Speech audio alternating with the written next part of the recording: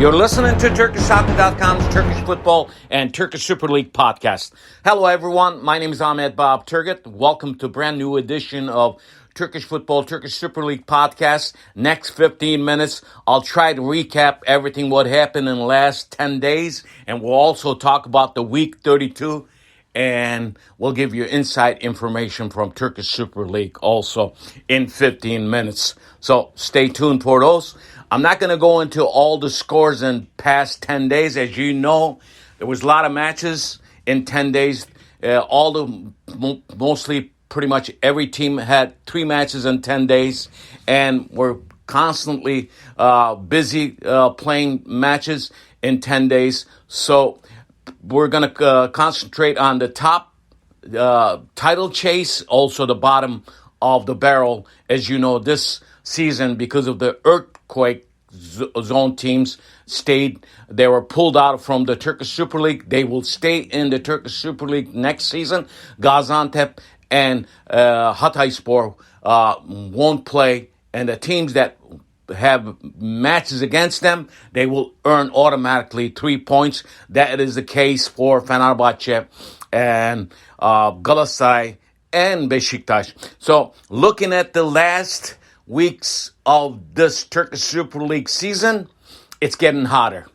It's getting hotter on top. It's also getting hotter on the bottom. As right now, after week 31, we see Ümraniye pretty much is done in the league. It's not official yet, but after 31 weeks of football in Turkish Super League, Ümraniye does not have very good chances to stay in the Turkish Super League.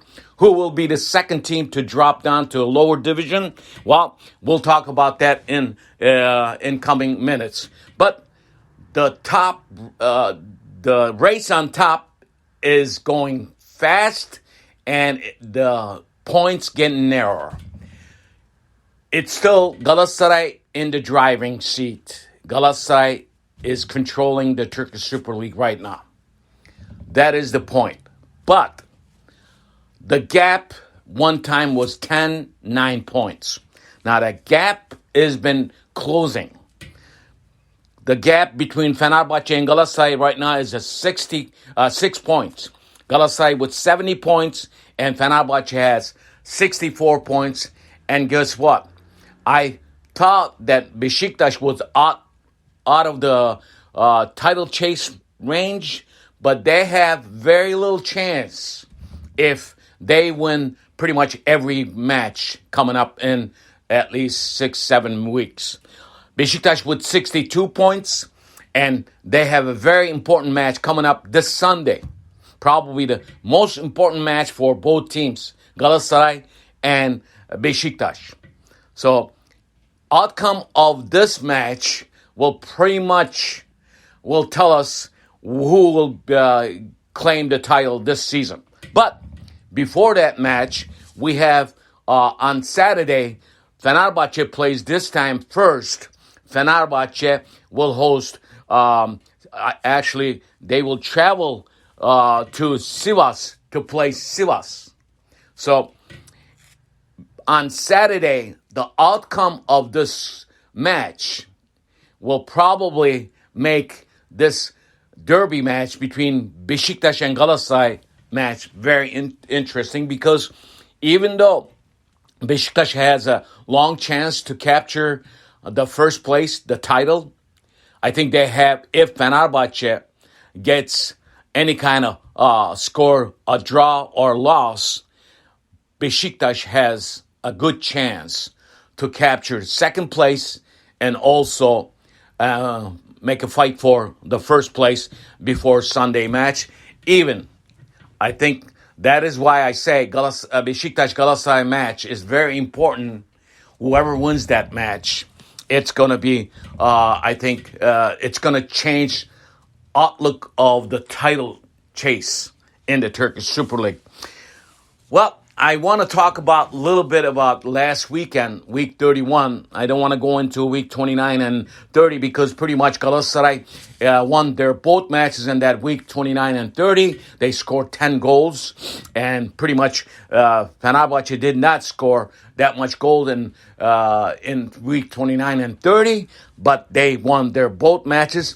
The only difference here in the week 29, Besiktas, if they would have won that match against Trabzonspor, they would have had same points. Even they will further Fenerbahce with 65 points. In the week 29 in Trabzon, they tied in Trabzon with Trabzonspor. So this was a huge loss for Besiktas. And week 31, that's when Galatasaray and Fenerbahce lost points. First, it was Galatasaray at home tied with Pirlo's Fatih Karagümrük 3-3.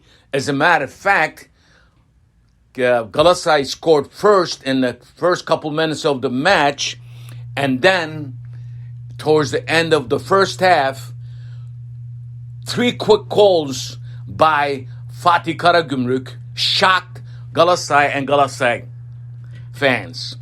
Luckily, Galatasaray had to come back to tie the match. Now, on the other hand, after this, Galatasaray did this, gave a chance, super chance to Fenerbahce.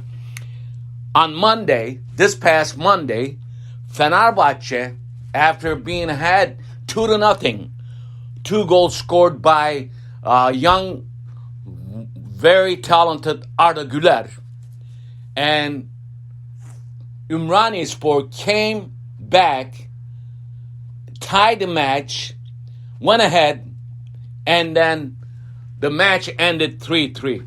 Now, in these both matches, that is why I say this. When you play against the teams that in desperate for points, like Istanbulspor, who is playing against Fenerbahce, in the later weeks, Galatasaray will have a match against Istanbulspor too. That is very important because they're in the relegation zone, and Istanbulspor is one of the contenders that is pretty much probably will drop down if they don't win their matches. So that was the case. And I think in both of these matches, both of the teams, you call it too much matches in 10 days, tiredness, defense for Galatasaray, defense for Fenerbahce look very bad. Also, in the midweek after this tying match against Fatih Karagümrük, there was chaos between coach Okan Buruk and Gomez. Now, finally, that problem solved for Galatasaray, but I just want to give my 2 cents here. I think Okan Buruk in this case was wrong because before the match, Fatih Karagümrük match, he said that Gomez was having back pain issues. And then after the match, you know, where they have the press conferences in the, after the match ends, he said that Gomez told him that he will not play for Galatasaray anymore.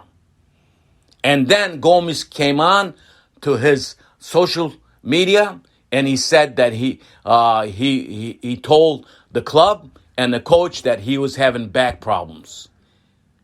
And then this went on for a couple days. And then midweek, I think it was Wednesday, and captains of Galatasaray team, Muslera and also Kerem Aktürkoğlu went to the coach and the officials, the problem solved. Now, I think there's still chaos with Galatasaray team. But they are the first place team in the Turkish Super League. And the gap is 6 points. As I've been saying this, The driving seat driver is Okan Buruk.